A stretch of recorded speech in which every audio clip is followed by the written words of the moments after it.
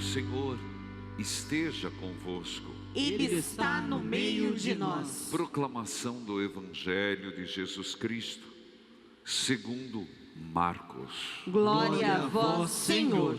Naquele tempo, Jesus subiu ao monte e chamou os que ele quis, e foram até ele.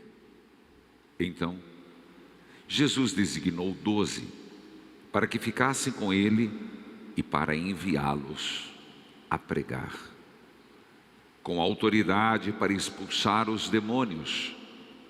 Designou, pois, os 12, Simão, a quem deu o nome de Pedro, Tiago e João, filhos de Zebedeu, aos quais deu o nome de Boanerges, que quer dizer filhos do trovão, André, Felipe, Bartolomeu, Mateus, Tomé, Tiago, filho de Alfeu, Tadeu, Simão o cananeu e Judas Iscariotes, aquele que depois o traiu.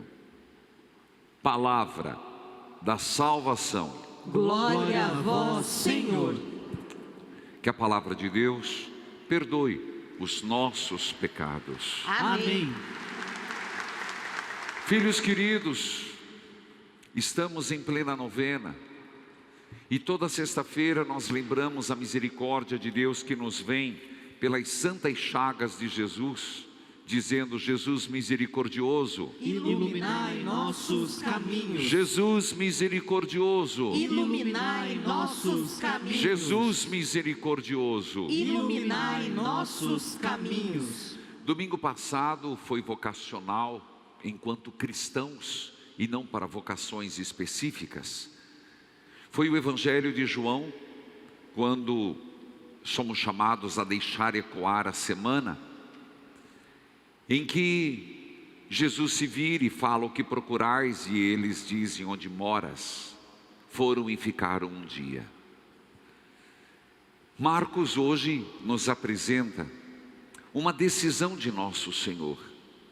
Subiu ao monte e ele chama aqueles que ele quis. Há uma diferença neste homem chamado Jesus de Nazaré. A diferença é que no seu tempo os rabis, e aqui nós temos que pensar que haviam muitos rabis, eu expliquei isso no domingo,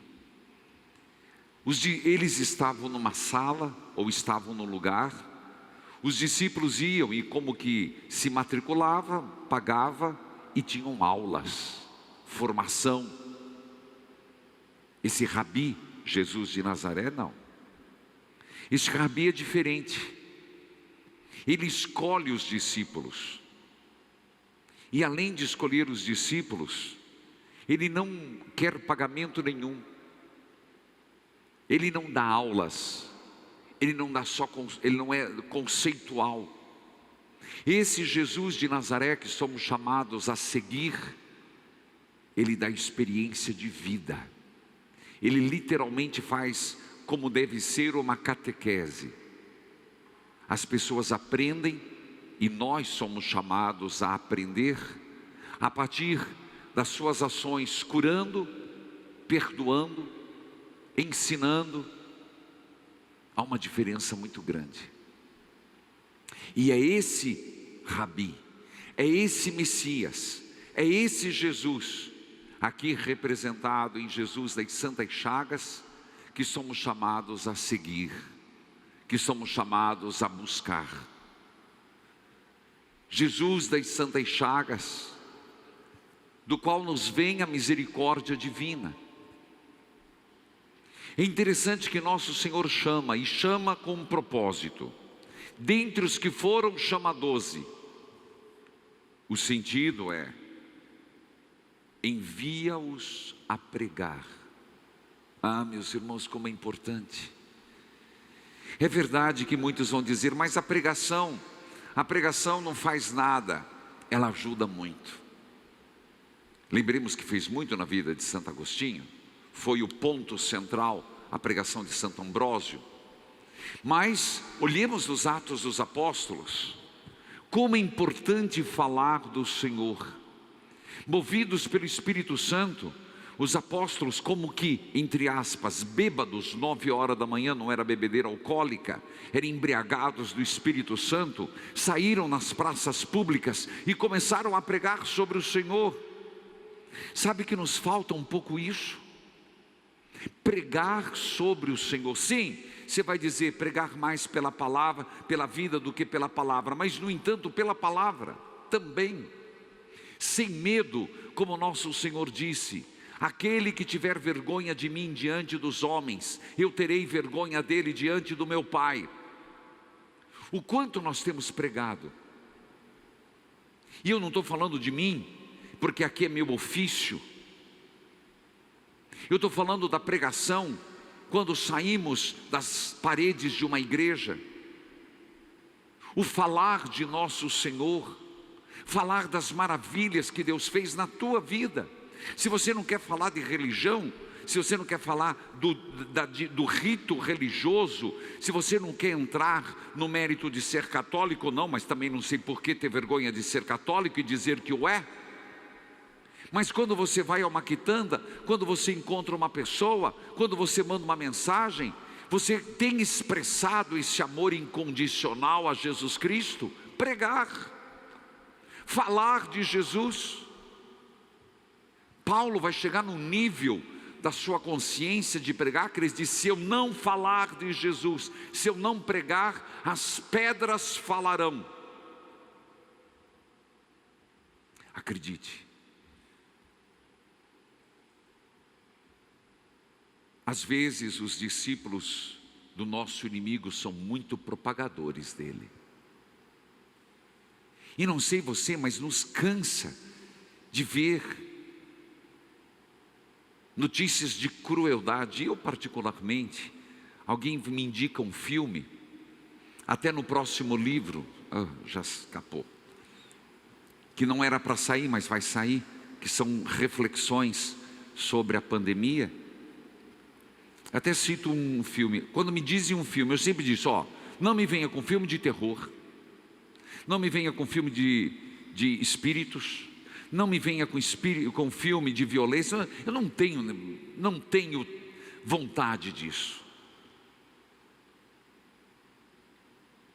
Nós precisamos pregar o amor, nós precisamos pregar a bondade, nós precisamos pregar Jesus Cristo.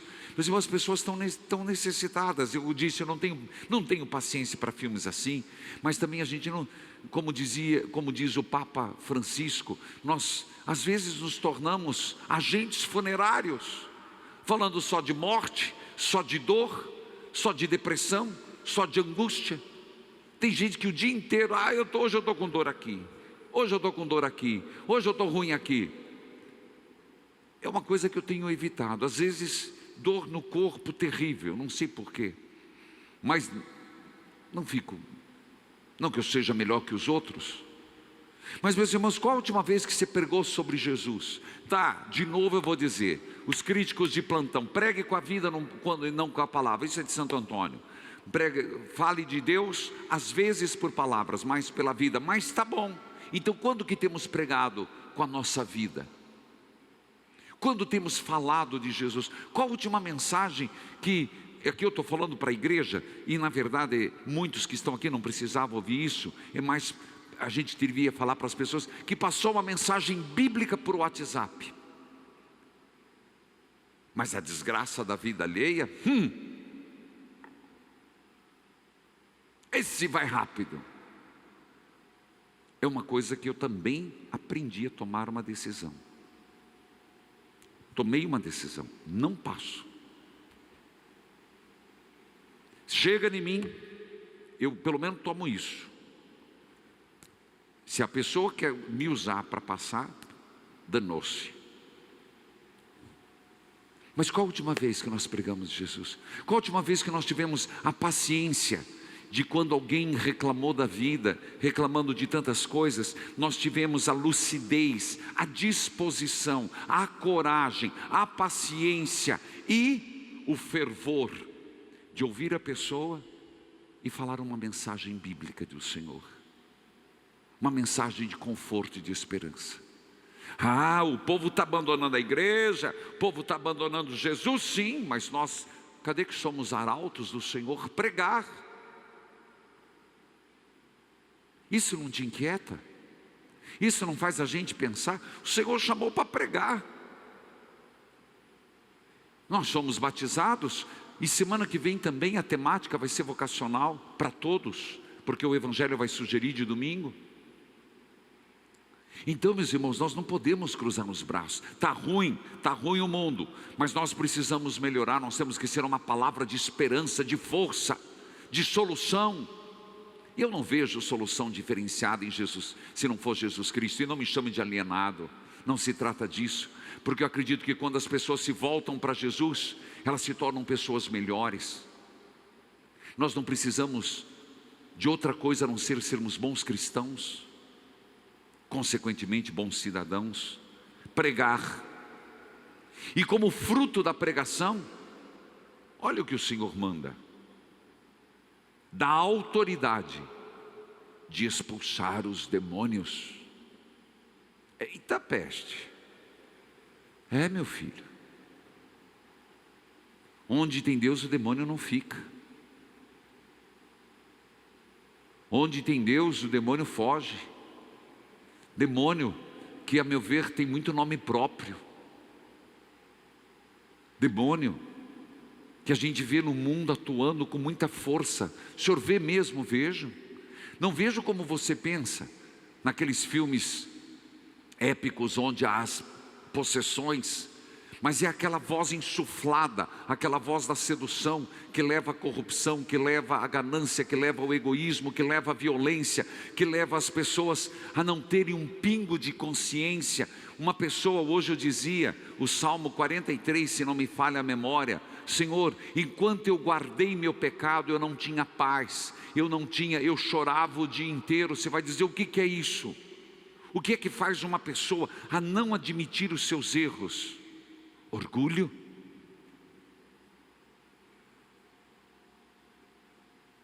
Egoísmo? Você sabe melhor do que eu como é difícil o relacionamento, porque a dificuldade da pessoa admitir: eu errei.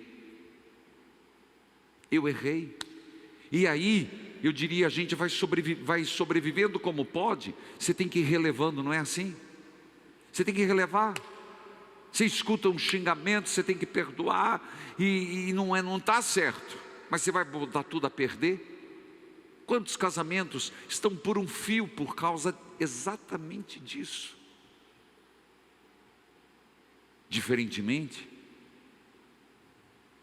se nós tivéssemos em não compactuar com a mentira, em não compactuar com o egoísmo, e dizer: caramba, eu preciso expulsar esse demônio de mim,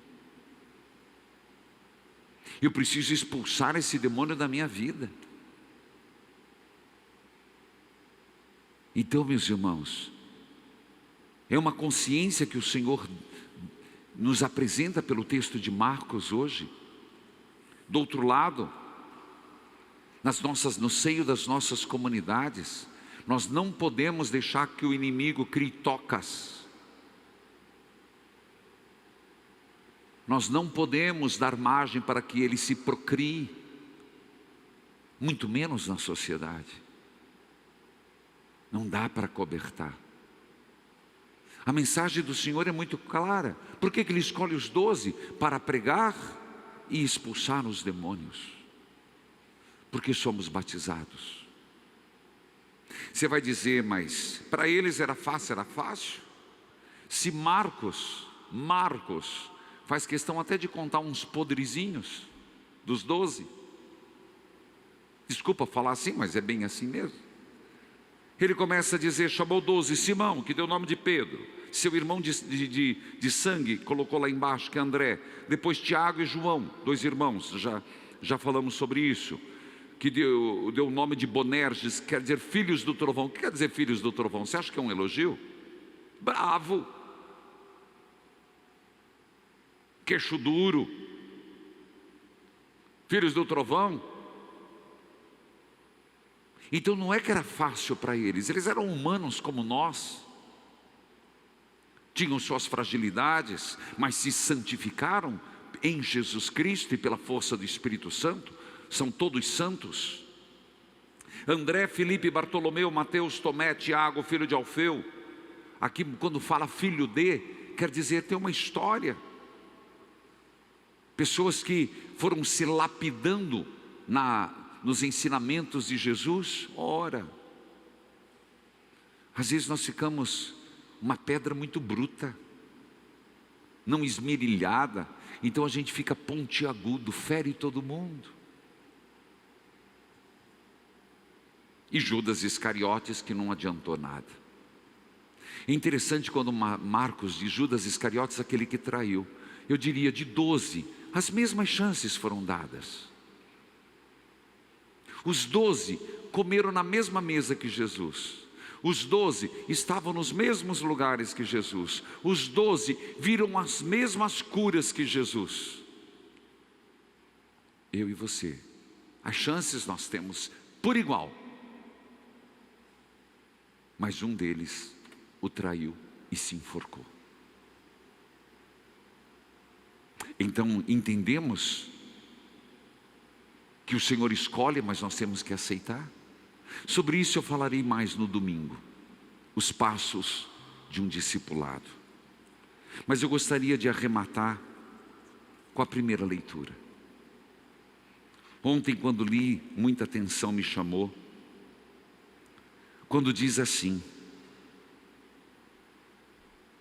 me permita que eu li no outro texto, primeira aliança, diz aqui, pode tocar ali um pouquinho.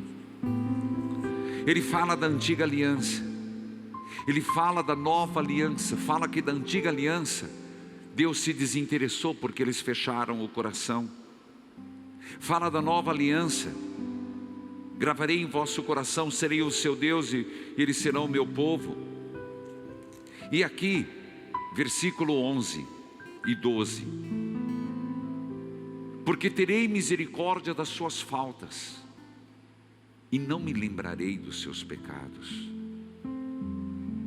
Será que compreendemos hoje a misericórdia de Deus que nos vem pelas 5 chagas de Jesus? Se hoje, diante desse evangelho, diante da proposta que é a misericórdia divina, que ilumine os nossos caminhos, nós pudéssemos, Senhor, eu confio tanto na tua misericórdia, que eu peço a graça, perdoe os meus pecados, me dê consciência dos meus erros, me dê consciência dos demônios que eu deixo viver em mim. Caramba,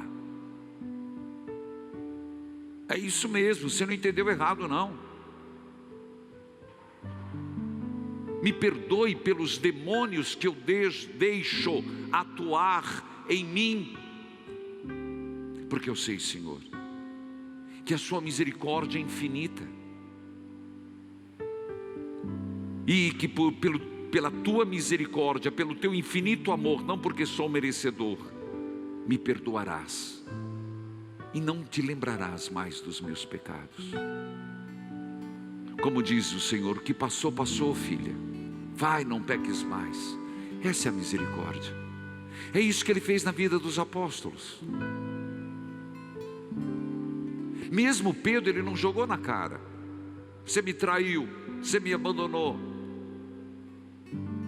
tu me amas, você me ama, Pedro? Olha aí, esquecendo tudo. Ah, Senhor, eu te amo. Vai,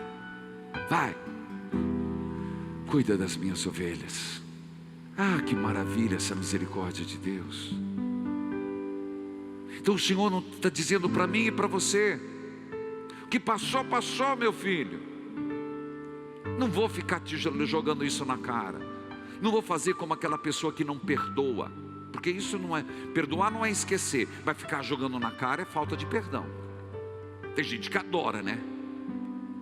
Perdoei sim, mas na primeira oportunidade, pá! Segunda oportunidade, pá! E fica igual o disco velho riscado. Sei que perdão, que nada só. Não estou dizendo que é esquecer, mas não é se vingar pela palavra. Senhor, misericórdia sobre mim. Diante disso, Senhor, eu me sinto chamado. Peço perdão das minhas falhas, porque sois misericordioso e bondoso. Louvado seja nosso Senhor Jesus Cristo. Para sempre seja louvado. Elevemos a Deus as nossas preces. Ao final de cada prece rezemos: Pai misericordioso, atendei-nos. Pai misericordioso, atendei-nos. Para que a Santa Igreja lembre-se sempre da aliança, permanecendo unida a Cristo, seu esposo, rezemos. Pai misericordioso, atendei-nos.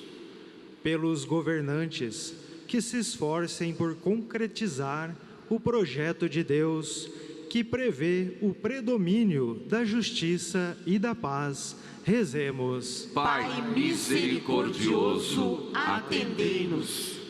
Para que estejamos sempre atentos e ouçamos o chamado para seguir o vosso Filho no caminho da salvação, rezemos. Pai misericordioso, atendei-nos.